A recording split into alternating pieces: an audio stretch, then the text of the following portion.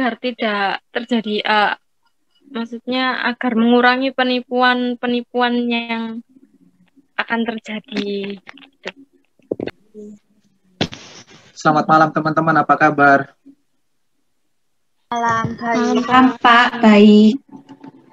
Baik, semoga malam ini bisa ketemu lagi dengan saya dalam keadaan sehat, ya.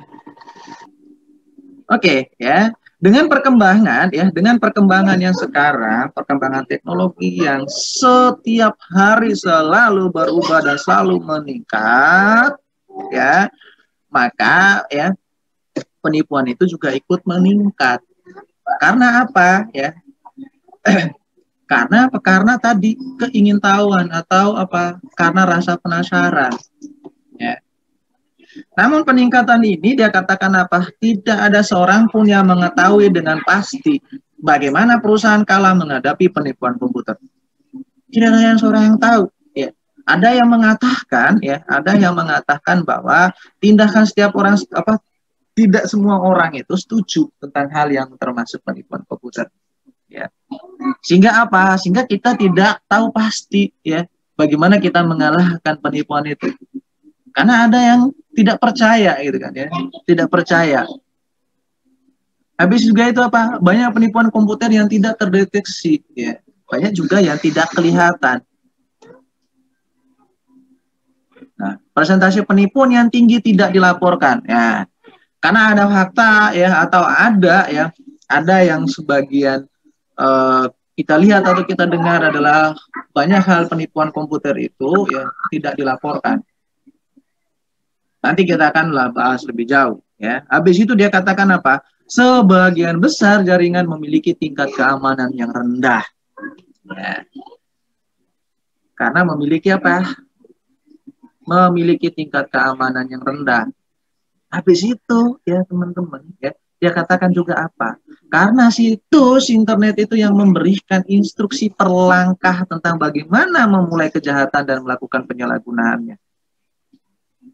Banyak tutorial-tutorial yang beredar yang membuat orang itu semakin penasaran, ya, yang semakin ingin membuktikan apakah informasi tersebut itu benar, ya.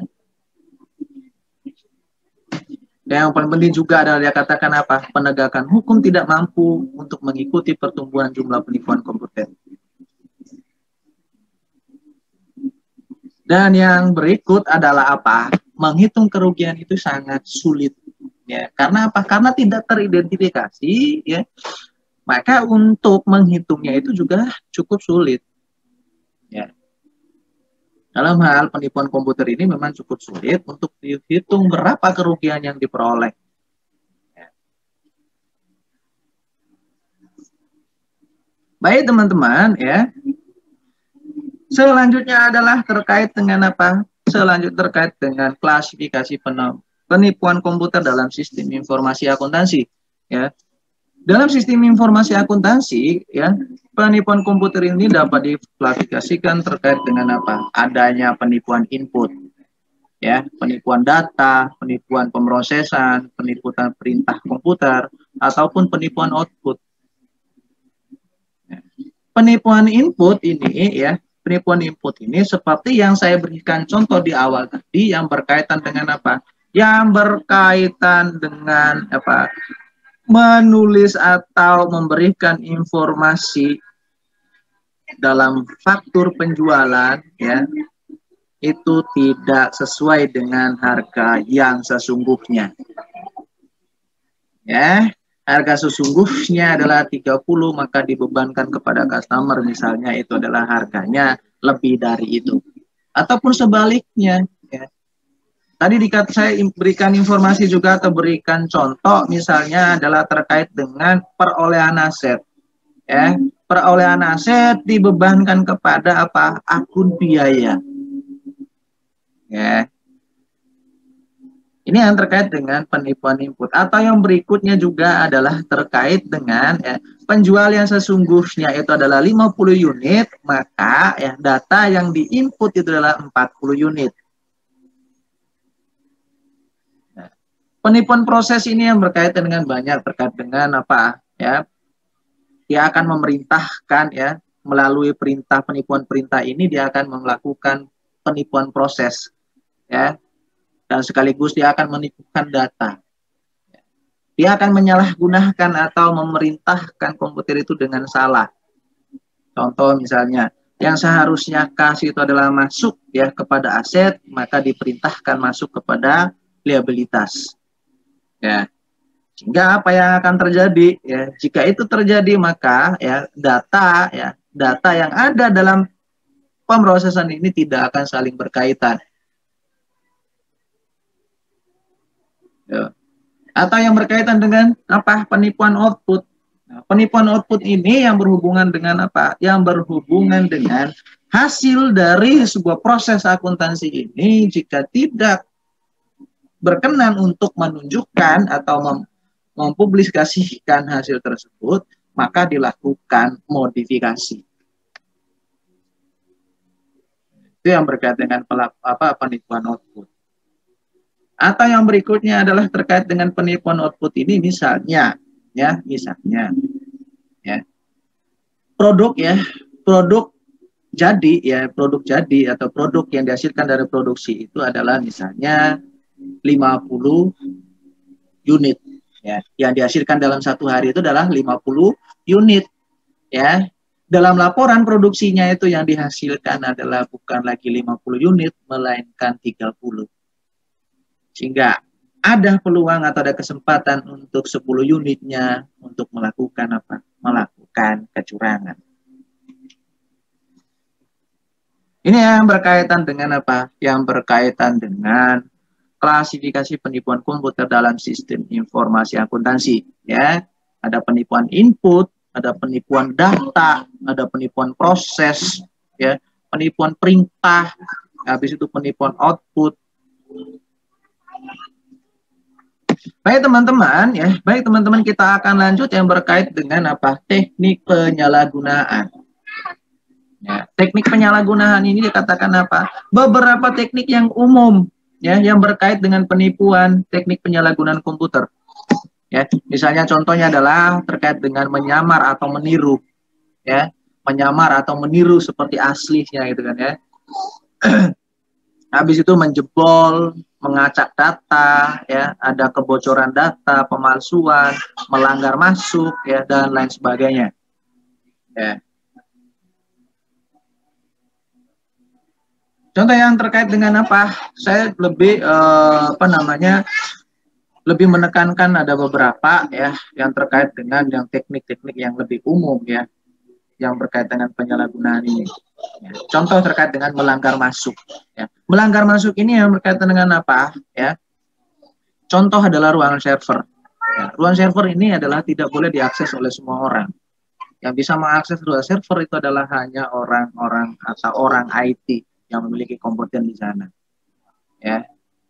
Karena tadi adalah di mana diproses atau tadi karena ada yang namanya kesempatan, karena adanya rasa penasaran, maka dia akan coba untuk melakukan ya, dia akan coba untuk masuk apakah ada sesuatu yang dia inginkan di sana. Ya. Habis itu yang terkait dengan saya lebih tekan lagi kepada terkait dengan pembulatan ke bawah. Ya. Jangan terlalu sering untuk melakukan pembulatan ke bawah.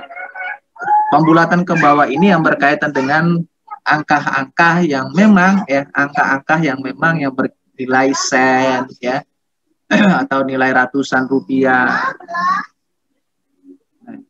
Lakukanlah ya, lakukan pembulatan ke bawah ini sesuai dengan hakikatnya atau sesuai dengan aturan-aturan yang umum ya. Jangan melakukan pembulatan misalnya ya 190 500 rupiah. Nah, 500-nya dihilang menjadi 199. Nah, ini hal yang salah ya.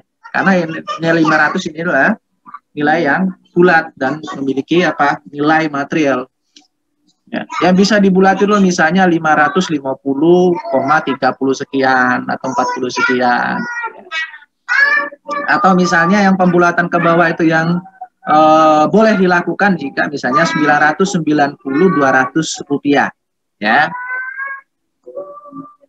Karena dalam hakikatnya untuk pembulatan ke bawah dan ke atas itu ya jika nilai di bawah 50 maka dibulatkan ke bawah.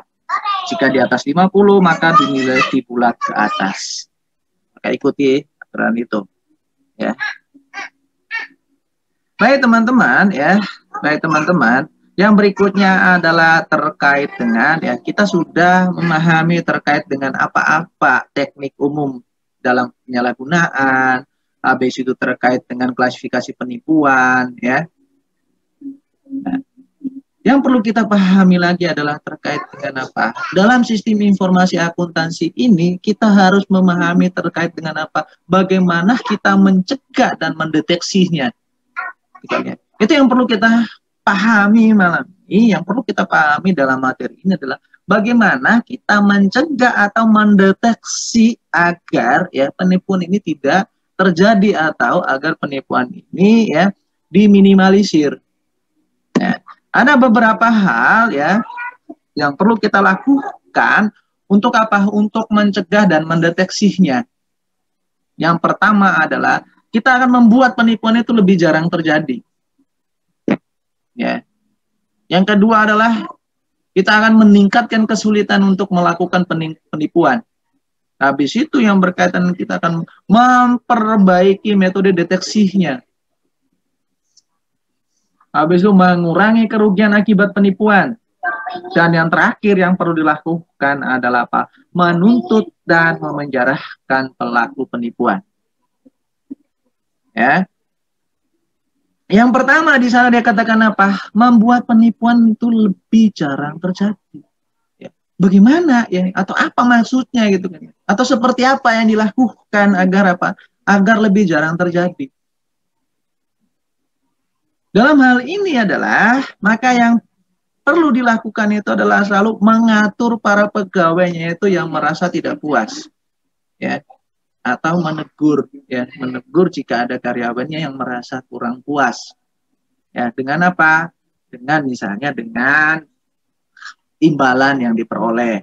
Ya. Habis itu juga apa? Untuk penipuan lebih jarang terjadi harus melakukan apa? Mengupdate product knowledge atau mengupdate knowledge ya. Memperbarui pengetahuan karyawan. Ya, pengetahuan yang berkaitan dengan apa? Dari yang berkaitan dengan sisi administrasi, yang berkaitan dengan apa? Yang berkaitan dengan kontrak kerjanya itu harus diperbaharui. Ya, atau yang berkaitan dengan peraturan-peraturan. Ya.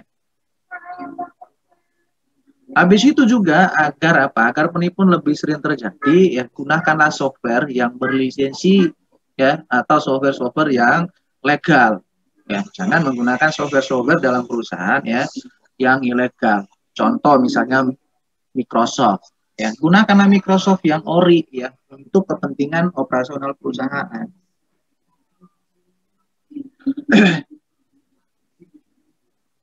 Oke ya.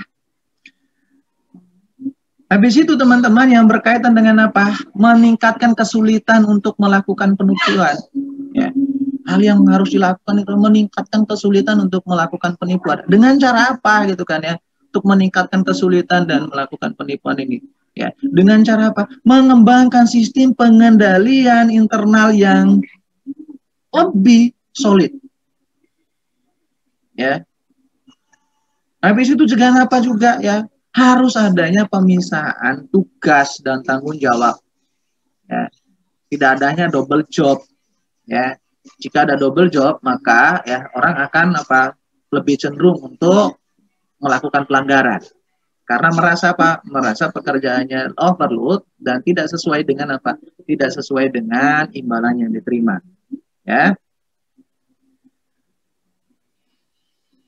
Habis itu juga terkait dengan kesulitan ini ya harus lakukan yang namanya rotasi.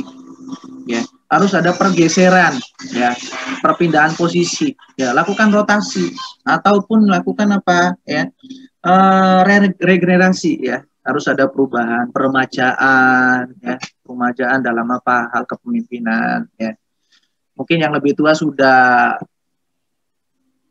kurang update, maka cobalah untuk mencari yang lebih mudah, yang memiliki pengetahuan yang lebih luas. ya, maka harus adanya rotasi. Ya. Itu yang berkaitan dengan ya meningkatkan kesulitan ini. Ya. Habis itu yang ketiga adalah bagaimana ya caranya ya dalam hal melakukan apa? Memperbaiki metode deteksi. Nah, dalam hal yang berkaitan dengan memperbaiki metode deteksi ini ya, maka apa ya? Kita harus mengendalikan data-data yang sangat sensitif ya. Jadi jangan sampai data-data yang sensitif itu ya bisa ketahuan atau bisa di tangan orang yang tidak sepatutnya mendapatkan apa data tersebut. Ya.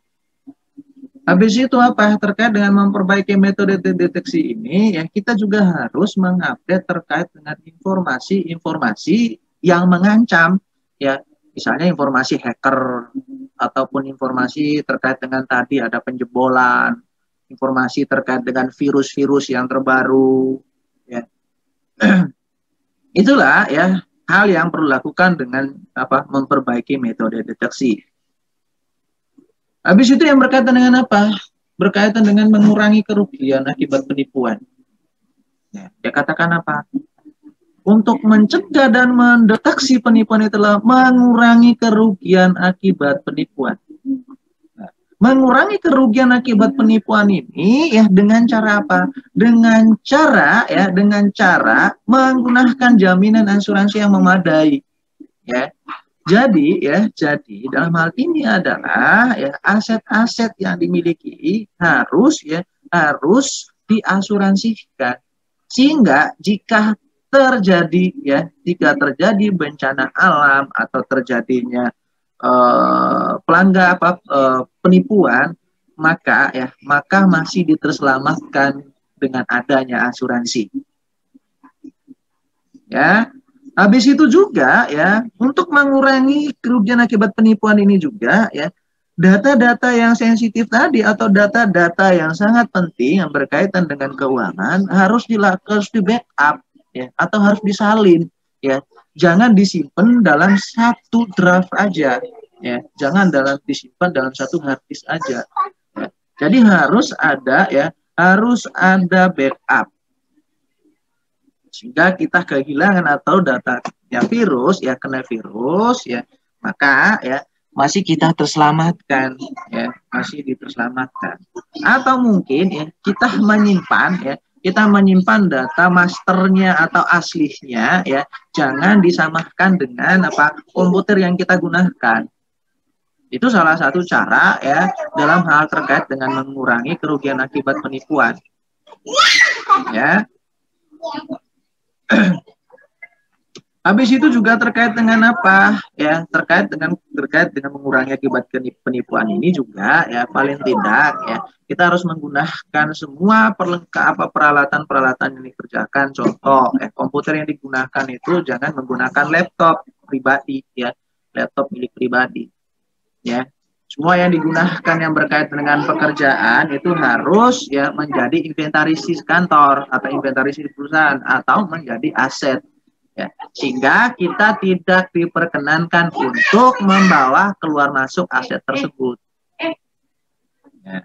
Atau juga ya untuk mengurangi kerugian penipuan ini juga yang berkaitan dengan harus bekerja sama dengan pihak ketiga lain untuk mengamankan data kita ya.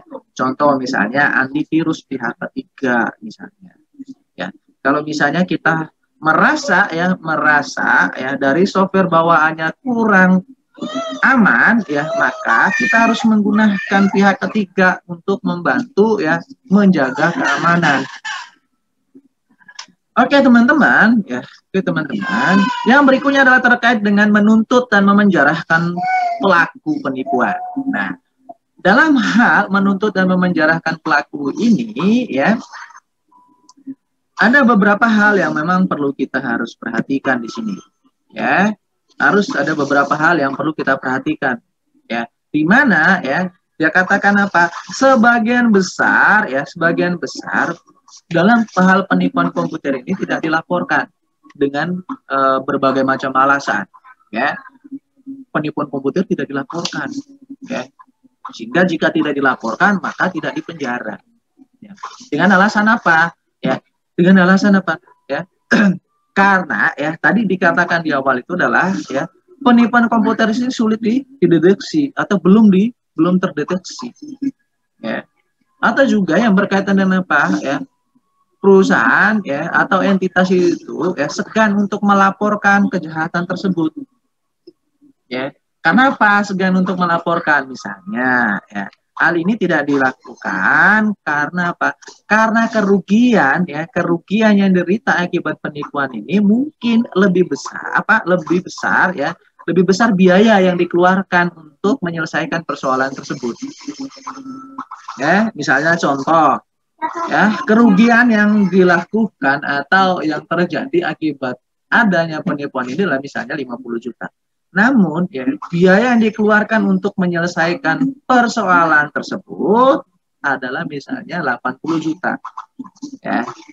Maka hal ini yang membuat entitas atau perusahaan itu enggan untuk melaporkan terkait dengan pelaku penipuan. Oke teman-teman ya, setelah kita ya membahas terkait dengan hal apa yang perlu dilakukan ya, selain dari 5 poin ini ya, kehadiran sistem informasi akuntansi itu juga ya, kehadiran sistem informasi akuntansi itu atau rancangan sistem informasi akuntansi yang juga bisa membantu ya untuk mencegah dan mendeteksi ya terkait dengan penipuan. Ya. Namun ya sistem informasi yang seperti apa yang lebih efektif agar ya bisa mencegah dan mendeteksi ya. Gimana dia katakan apa sistem informasi yang efektif itu harus seperti apa? Harus mengidentifikasi dan mencatat semua transaksi dengan valid. Ya. Habis itu memberikan informasi yang tepat waktu. Habis itu ya secara akurat mengukur nilai keuangan dari berbagai transaksi ya, dan harus melakukan pencatatan sesuai dengan periode. Dan yang terakhir adalah jika sudah mencatatkan atau sudah mencatat semua ya transaksi dengan valid, informasi yang diberikan tepat waktu, mengukur nilai keuangan itu dengan akurat ya, maka harus diotorisasi ya. Di mana otorisasi ini diberlakukan harus secara atau seketat mungkin. Itulah teman-teman bagaimana kita mendeteksi atau mencegah terjadinya penipuan. Nah, teman-teman ya, itulah materi yang perlu kita pelajari hari ini, yang perlu kita pahami yang berkaitan dengan penipuan komputer. Ya.